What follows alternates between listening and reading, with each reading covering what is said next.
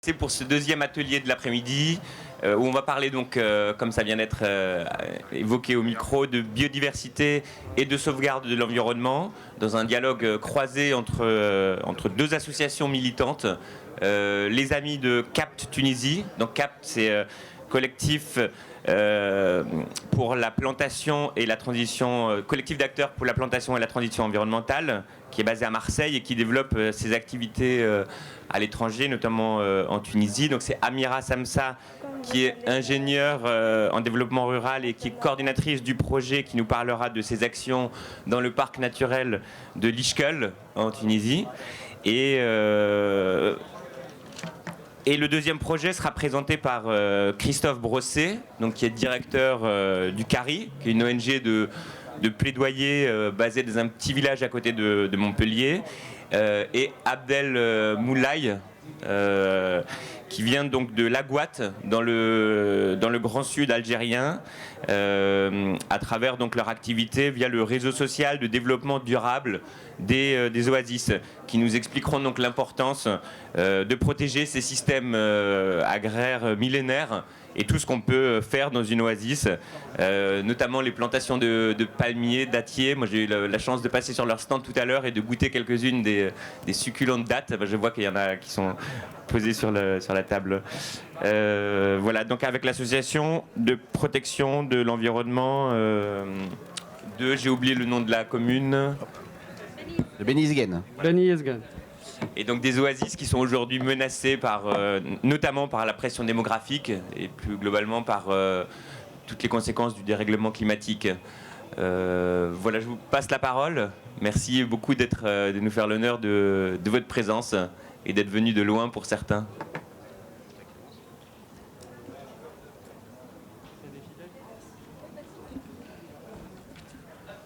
Alors, bonjour tout le monde. Alors, je m'appelle Adel Moulaye, je suis coordinateur de projet auprès de l'association de protection de l'environnement de Beni Yezgen en Algérie, donc wilaya de Gardaya.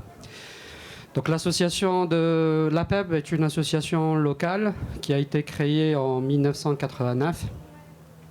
Ses objectifs, c'est le développement durable, c'est la promotion des pratiques agroécologiques et surtout la protection des oasis.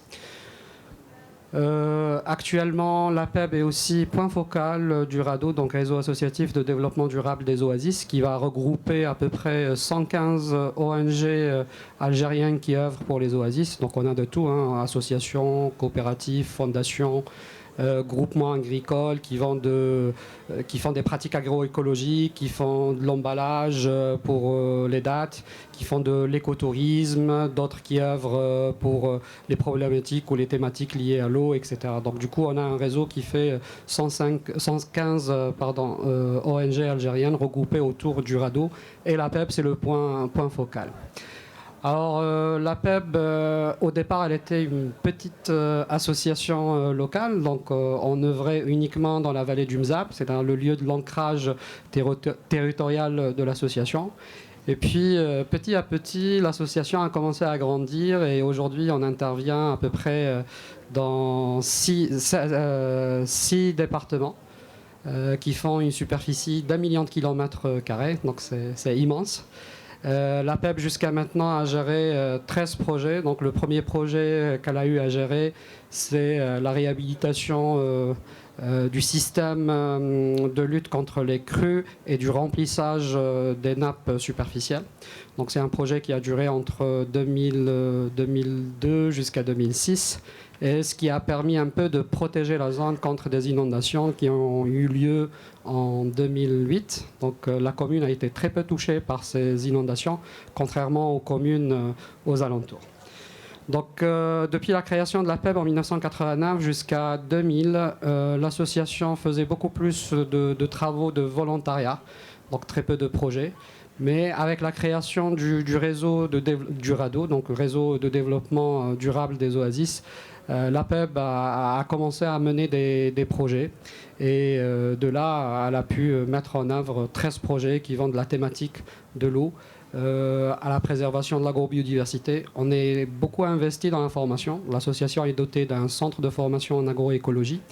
Donc dans ce centre, on fait des formations techniques liées aux bonnes pratiques oasiennes, mais aussi on fait de l'accompagnement aux associations et on fait aussi de l'accompagnement pour les jeunes et les femmes en milieu oasien. Donc comme je disais, la PEB a été créée suite...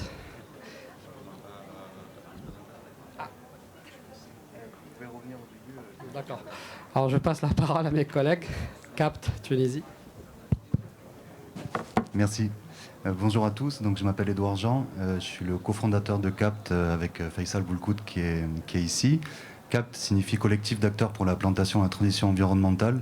C'est une entreprise de l'économie sociale et solidaire basée à Marseille et une association basée à Bizerte en Tunisie qui a été fondée en 2017. Donc, notre association a 3 objectifs principaux: la lutte contre les changements climatiques par la promotion de l'agroforesterie, l'amélioration de la biodiversité et l'augmentation de la solidarité entre et avec les agriculteurs. Donc concrètement, on accompagne des projets de développement d'agroforesterie en apportant un soutien technique et financier aux agriculteurs partenaires chez qui on va faire l'introduction d'arbres, fruitiers, forestiers sous diverses formes. Donc on travaille depuis 2017 donc, dans les gouvernorats du nord de la Tunisie, donc principalement le gouvernorat de Bizerte, mais aussi celui du Kef. Donc toujours avec cette approche d'introduction de systèmes agroforestiers et avec des composantes de sensibilisation aussi aux bonnes pratiques agricoles et à la création d'un réseau d'échange entre les jeunes de Tunisie, notamment les jeunes de l'école supérieure d'agriculture de Mateur et les jeunes de la région PACA, avec le groupe de jeunes de la LPO PACA, autour du prisme de la migration des oiseaux. Et finalement, notre vision, c'est une réconciliation entre l'agriculture aussi et l'environnement. Et l'agroforesterie étant reconnue comme une technique qui va permettre donc de mieux s'adapter au changement climatique et notamment dans les climats très arides en Tunisie. Je suis accompagné ici de ma collègue Amira Sanza qui va vous présenter tout à l'heure plus en détail notre projet.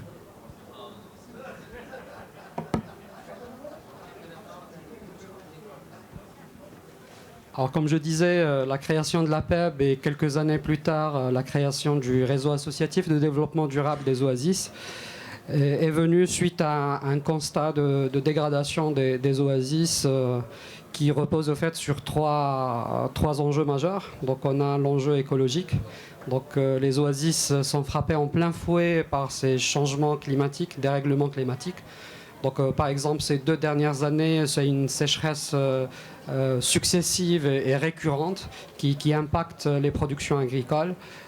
Cet été-là, il y a eu des vents de sable durant tout l'été, donc ce qui a impacté la qualité des dattes à travers le déploiement d'un araignée qui touche les oasis une après l'autre et qui altère la qualité des dattes. Parfois, on assiste aussi de manière surprenante, des pluies fines en plein été.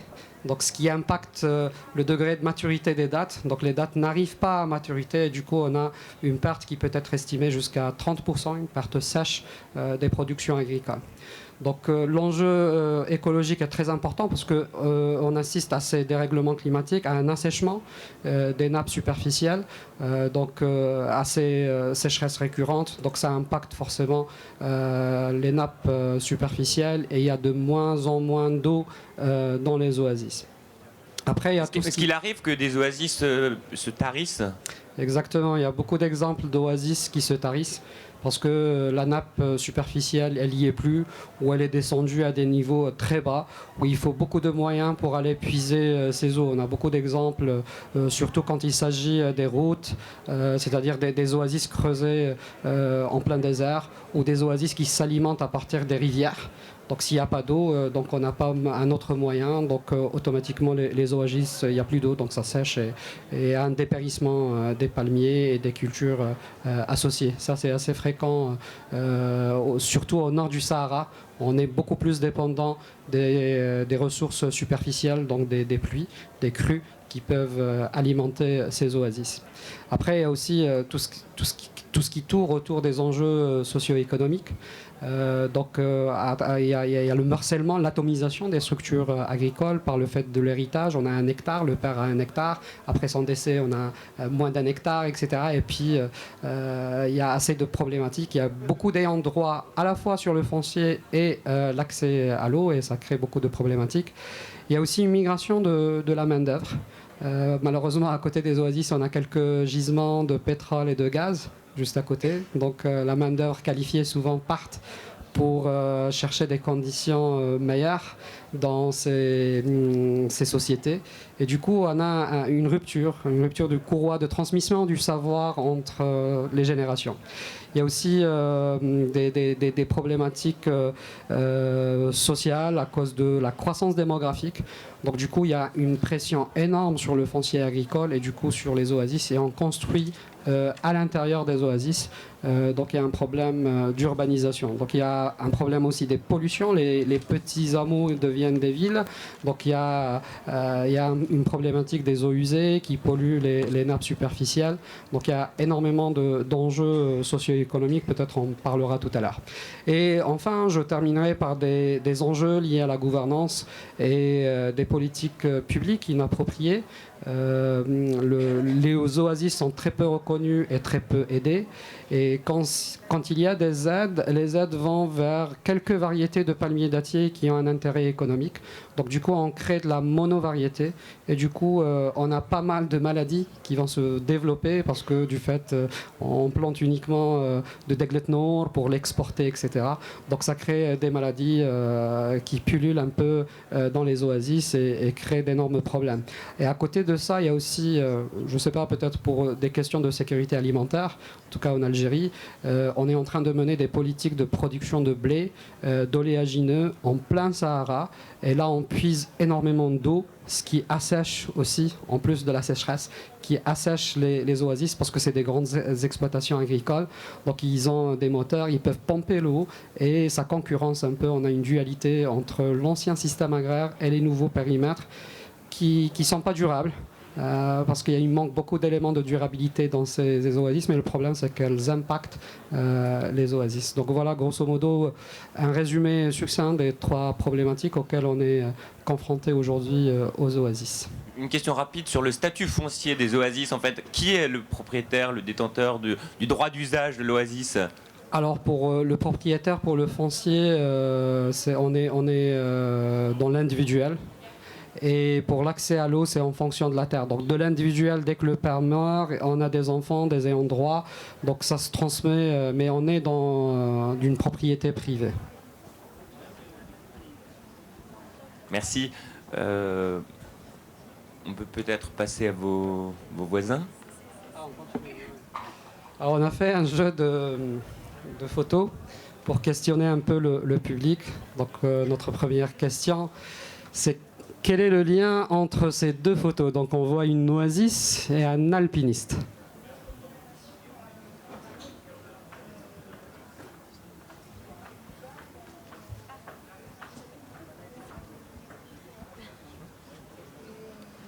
Merci. C'est pas la notion d'espace, du vide? Enfin, du tout. Non parce que... Okay. Première réponse intéressante qu'on garde, peut-être. Une autre proposition. Non, du tout.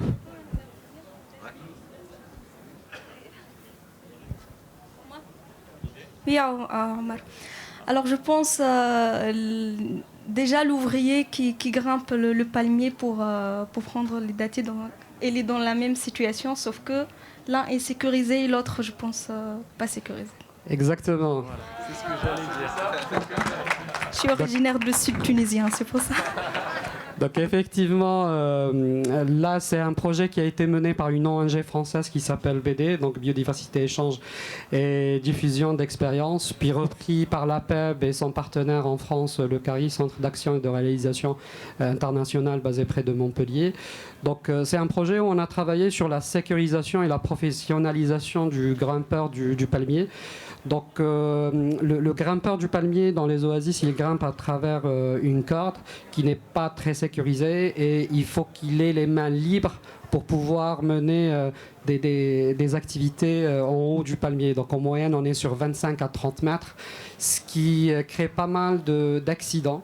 Donc du coup, le projet, c'est de travailler sur la sécurisation. Donc en ramenant des alpinistes, des escaladeurs et des cordistes, où on fait une adaptation de ce matériel sécurisé avec les phéniciculteurs, avec les grimpeurs. Et du coup, on va sécuriser ce métier et professionnaliser les grimpeurs de palmiers, donc offrir une main-d'œuvre qui manque cruellement aux oasis. Mais en même temps, on travaille sur un autre volet législatif, c'est la reconnaissance de ce métier en tant que tel pour qu'il y ait une assurance derrière. Parce que jusqu'à maintenant, dans la nomenclature nationale des métiers, le métier de grimpeur de palmier n'est pas reconnu. Et du coup, il y a beaucoup d'accidents qui arrivent et derrière, il n'y a pas de sécurité pour le grimpeur. Alors, on va utiliser une autre photo. Donc la question ici, c'est que c'est deux photos prises dans la même zone, mais il y a deux réalités différentes. Donc la question, c'est quelles sont la différence entre les deux photos. Nouvelle tentative. C'est la mécanisation et l'automatisation des moyens de production. Désolé, mais encore non. Oh merde, c'est bon. Il y aura une troisième question.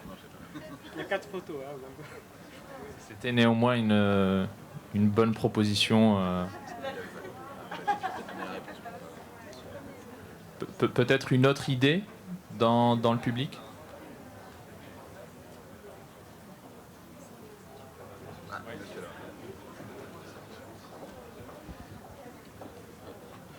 Oui, c'est l'utilisation intensive de l'eau pour l'arrosage dans la partie gauche. Presque.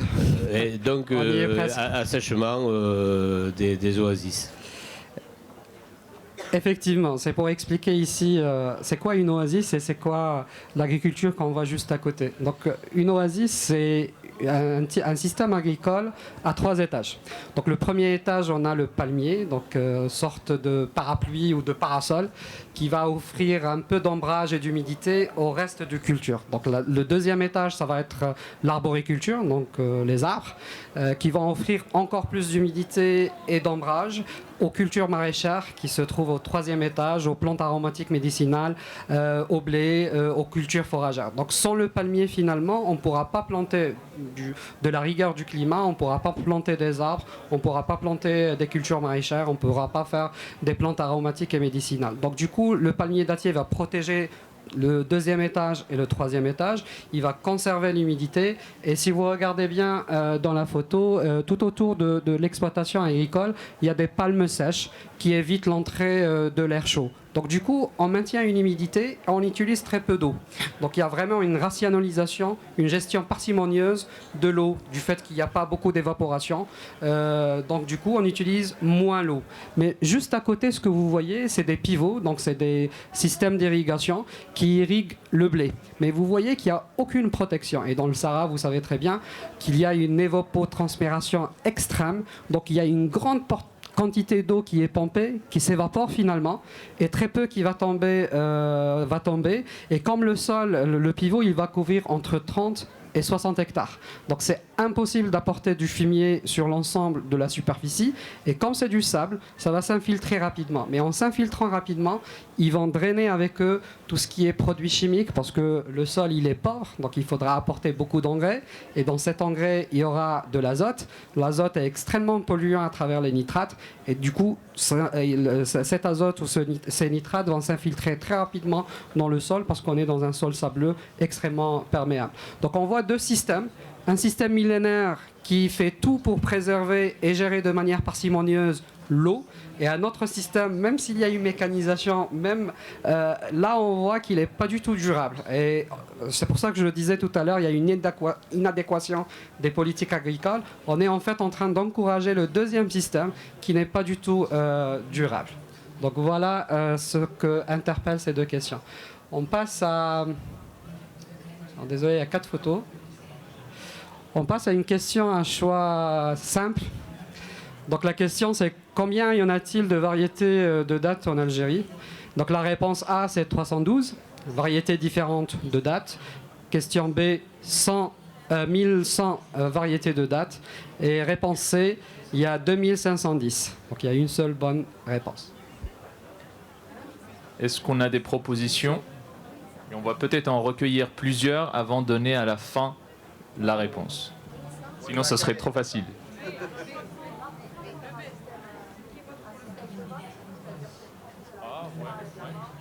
Voilà, on va commencer par la réponse A. Ceux qui pensent la réponse A est la bonne, c'est-à-dire 312 variétés. On a 1, 2, 3, 4, 5, 6 personnes. Alors réponse B, 1100 variétés. 1, 2, 3, 4, 5, 6, 7, 8. 8 réponses. Réponse C, 2510. 1, 2, 3, 4, 5, 6, 7, 8. C'est partagé. Alors la bonne réponse, c'est 1100 variétés répertoriées aujourd'hui. Oh Donc non. on va des dates secs, semi-molles et vraiment molles. Mais malheureusement, on ne connaît que la variété d'Eglet Nour ou Majhoul, quelques variétés. Mais il y a vraiment une diversité à la fois visuelle que gustative. On a des dates vraiment light avec très peu de sucre. On a des dates avec un goût de caramel. On a des dates avec, où le sucre est très prononcé, etc. Donc ça fait vraiment 1100 variétés répertoriées aujourd'hui. Il y a quelques années, on était à 910. Là, on est à 1100. À chaque fois, il y a des travaux qui sont... Chaque date a un nom qui lui est propre. Il y a un nom qui lui est propre et une zone qui lui est bien spécifique, donc un biotope. Donc du coup, on peut imaginer la diversité qui existe. Et ça, c'est aussi la même chose pour les arbres fruitiers, c'est la même chose pour les cultures maraîchères, c'est la même chose pour les plantes aromatiques et médicinales. Donc on a une extrême diversité. Aujourd'hui, il y a beaucoup de travaux qui sont axés sur le palmier, mais très peu. On ne connaît pas du tout les différentes variétés qu'on a sur les arbres fruitiers, sur les plantes aromatiques et médicinales. Il n'y a pas de recensement. Et on extrapole ça aussi par rapport à l'élevage. Donc on a énormément de chèvres qui ont été sélectionnées, etc. Et toutes ces variétés ont un intérêt majeur dans les oasis parce que c'est des variétés qui sont résilientes, donc c'est-à-dire qui s'adaptent à ces changements de sécheresse, de vent, etc.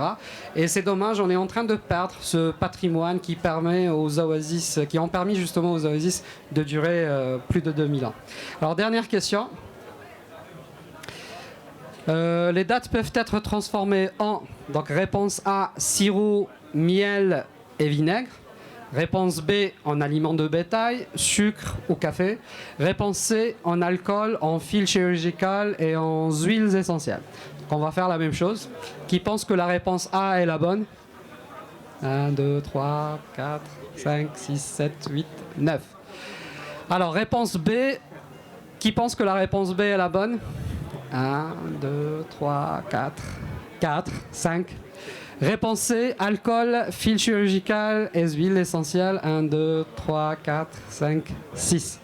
Alors au fait, la réponse, c'est A, B, C. C'est l'ensemble des réponses et j'ai pas été très exhaustive.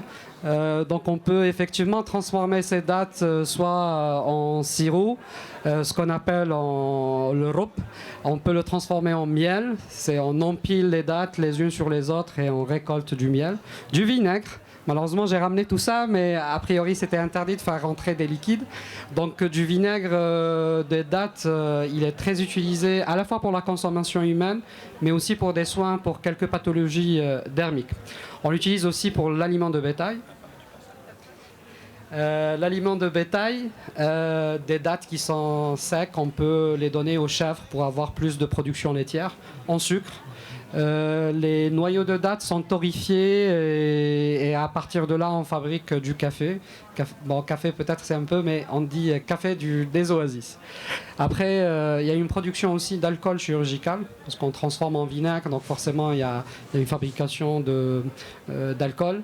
À partir des noyaux de dattes, on extrait également des huiles essentielles. Et là, c'est encore en stade de recherche. Le péricarpe qui va séparer le noyau des dattes, il est utilisé en fil chirurgical qui va se résorber. Mais ça, on est dans un stade de recherche. Mais il y a d'autres recherches sur les propriétés ou les agents antioxydants, etc.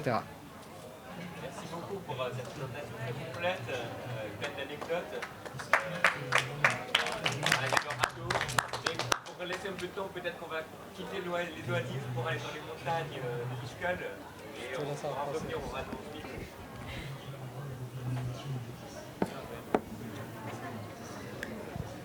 Alors, bonjour à tous et félicitations à Adel pour la présentation. Franchement, je suis ingénieur agronome et je voulais être de l'autre côté, pas de celle-ci. Alors, nous, on ne va pas sortir de l'environnement et de l'agriculture et je vous demande de vous connecter sur le site Mentimentor avec le www.menti.com et j'espère que ça va aller. Sinon, je vais vous faire entendre un chant d'oiseaux et c'est à vous pouvez de scanner le QR code. Ouais. Et c'est à vous de me donner le nom d'oiseau. Ou bien est-ce que vous le connaissez, mais juste si vous connaissez pas juste le nom, alors vous le mentionnez, vous dites on a l'habitude de l'entendre, mais on le connaît pas. Je vous laisse un peu de temps. Donc si les collègues de la technique peuvent nous faire passer le son, s'il vous plaît. En fait, on a choisi cette question un peu ouverte, j'espère que ça va être possible de l'écouter, puisque le projet de corridors environnementaux... Et voilà, il est ici.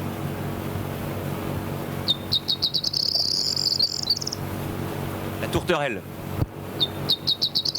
Donc c'est pas ça. Ouais. Est-ce que vous arrivez à vous connecter? Est-ce que vous pouvez voter peut-être? Il faudrait revenir s'il vous plaît sur le slide avec le numéro de vote. Voilà, donc vous devez rentrer normalement ce code pour pouvoir voter.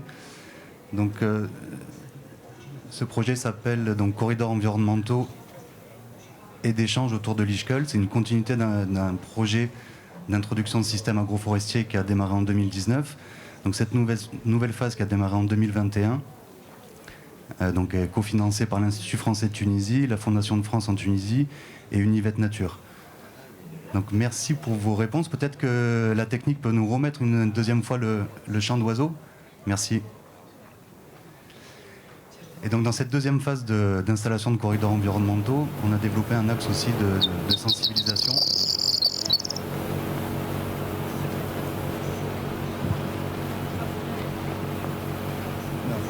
Alors, est-ce que parmi ces propositions se trouve la bonne réponse? On a moineau, colibri, rossignol, pic vert, merle, rouge-gorge. Non, peut-être c'est des noms locaux, je ne sais pas en fait, mais si vous permettez de... Je veux revenir vers le slide. Je vais montrer la photo et... Ah non, on va... Ah ok. Alors l'oiseau c'est le brouillon proyer et c'est appelé aussi le brouillon d'Europe. Et pourquoi je l'ai choisi? Parce qu'en fait, alors on le trouve un peu partout dans la Méditerranée. Je vais vous montrer. Ouais, voilà, c'est les points violets où on peut trouver ce oiseau. Et c'est partiellement migrateur. Mais quand vous regardez, donc on le trouve dans les deux rives de la Méditerranée, même en eau. Mais malheureusement, donc la majorité ne le reconnaît pas, parce que lorsqu'on n'est pas des ornithologues ou si on n'est pas du domaine de l'environnement, donc on ne donne pas malheureusement importance à ces détails sur certaines espèces. Et donc ce oiseau, sa population a largement régressé à cause des systèmes agricoles intensifs et conventionnels. Par exemple, avec l'utilisation des intrants chimiques dans les champs agricoles. Je trouve qu'il faut les savoir et il faut les protéger parce qu'ils font partie de l'écosystème et leur extinction, bien sûr, ça va causer un déséquilibre écosystémique qui va affecter directement l'agriculture qui nous nourrit. Alors, lorsqu'il s'agit de notre nourriture, alors là, on va commencer à nous inquiéter. Donc, c'est là où l'acte a commencé à croire dans ce lien étroit entre l'agriculture et l'environnement, notamment les oiseaux migrateurs. Et précisément aussi, on travaille au nord de la Tunisie, dans une zone qui est très importante. Et c'est un site écologique, c'est une station c'est le Ishkol, c'est un site Ramsar, une zone humide très importante au nord de la Tunisie. Et c'est ainsi qu'on voulait porter ce projet corridors environnementaux et d'échanges autour de l'Ishkol et entre les deux rives de la Méditerranée. Alors, c'est un projet qui vise à protéger les oiseaux migrateurs en leur favorisant un milieu de vie propice. Alors comment on va favoriser ce milieu de vie propice? Et bien évidemment sur deux chemins. Le premier, c'est l'installation des corridors, c'est-à-dire la plantation des arbres qui vont être bien sûr des abris et qui vont fournir la nourriture pour ces oiseaux. Et nous, on a choisi aussi de toucher plusieurs points par l'installation de corridors, pas seulement la protection des oiseaux, mais aussi, nous, on a choisi de travailler avec les agriculteurs. On a à peu près, dans ce projet, une vingtaine d'agriculteurs chez qui on installe ces arbres en respectant le système d'agroforesterie qui nécessite au mélange entre arboriculture et d'autres cultures et l'élevage. Et c'est ainsi aussi que sort l'impact socio-économique, parce que ça va donner une source de revenus supplémentaires pour ces populations rurales qui sont aussi vulnérables à ces changements climatiques. Alors nous, on essaie de les sensibiliser aux bonnes pratiques agricoles et qui vont assurer la durabilité de leurs exploitations et qui vont aussi améliorer la résilience de ces exploitations face au changement climatique. Ok. Donc je profite pendant qu'Amira vous présente le projet, en sachant qu'on n'a pas beaucoup de temps encore, de quelques minutes, de vous présenter notre projet sur la plateforme qui s'appelle Explorerland. Donc c'est une plateforme de référencement de projets d'agroforesterie, de reforestation, dans laquelle on peut raconter un petit peu le projet. Et donc je vous fais visiter pendant que Amira vous raconte, comme ça vous avez l'aspect visuel et l'aspect sonore. Alors, comme j'ai dit, à part les agriculteurs, on travaille aussi avec les jeunes. Pour nous, il faut vraiment encadrer, il faut vraiment sensibiliser des jeunes pour qu'ils poursuivent après cette mission. Et c'est pour cela qu'on a créé un club environnemental dans l'école supérieure de l'agriculture amateur. Ces jeunes vont participer à nos activités de protection à travers l'installation des refuges, des nichoirs, des mangeoires, des abreuvoirs pour ces oiseaux, mais aussi à travers l'échange avec l'autre groupe qui est ici dans la région PACA, grâce à nos amis l'ALPO ici dans la région PACA. Et on travaille aussi sur ce sujet avec les amis des oiseaux. Donc c'est tout pour notre projet. Et si vous avez des questions ou sinon, on voit ensemble quelques photos de quelques activités de ce club environnemental qui porte sur plusieurs thématiques: l'agriculture durable, l'agroforesterie d'une part, et d'une autre part les oiseaux migrateurs et la biodiversité. Donc je rajoute un dernier point. Donc là, je vous montre une photo, un exemple de système agroforestier original et intelligent, donc qui marie l'olivier et la vigne, qu'on retrouve dans cette zone de projet. Donc c'est ce type d'initiative qui nous paraît très intéressante aussi à préserver. Et dans le cadre de ce projet aussi, on installe aussi des pépinières volantes. Donc ce sont des petites pépinières qui sont directement installées chez les agriculteurs. Donc suite à des sessions de renforcement de capacité et de formation, donc on entraîne les agriculteurs à produire des plants forestiers ou des plants fruitiers. Et voilà, on va s'engager à continuer à travailler avec eux et peut-être aussi leur fournir comme une espèce de 13e mois de revenus supplémentaires en rachetant directement les plants qui sont produits pour les planter dans leurs exploitations. Donc c'est aussi un axe qui nous permet aussi d'avoir un engagement, un renforcement donc des savoirs. C'est un renforcement qui est croisé parce qu'on apprend aussi beaucoup en travaillant avec les agriculteurs et une durabilité aussi pour le projet et la suite du projet. Juste pour ajouter, Edouard, déjà c'est une thématique d'actualité et là le projet s'inscrit dans deux programmes qui mettent un focus sur les jeunes. C'est le programme Jeunesse solidaire en Méditerranée de la Fondation de France et le programme Rodois Jeunesse et Environnement de l'Institut français de la Tunisie. Et Rodois, c'est un mot tunisien qui veut dire demain. Et aussi, on est financé par le fonds de l'Univet Nature. Donc, tout est autour de la jeunesse et de l'environnement. Il faut vraiment assurer la durabilité de ces missions en tenant compte, en en mettant l'accent sur l'énergie de la jeunesse. Merci beaucoup pour votre engagement, pour l'action de vos associations respectives, donc les Amis de Cap Tunisie et la PEB. Je ne sais pas s'il est possible de déguster quelques dates ou pas pour le public. Alors, il y en a ici, il y en a sur notre stand d'ailleurs, si vous le voulez souhaitez. passer après. Et puis, on vous invite à rester dans l'Agora, puisque dans 5 minutes démarrera une table ronde organisée par le JRDR sur les thèmes de citoyenneté et de jeunesse. Merci beaucoup.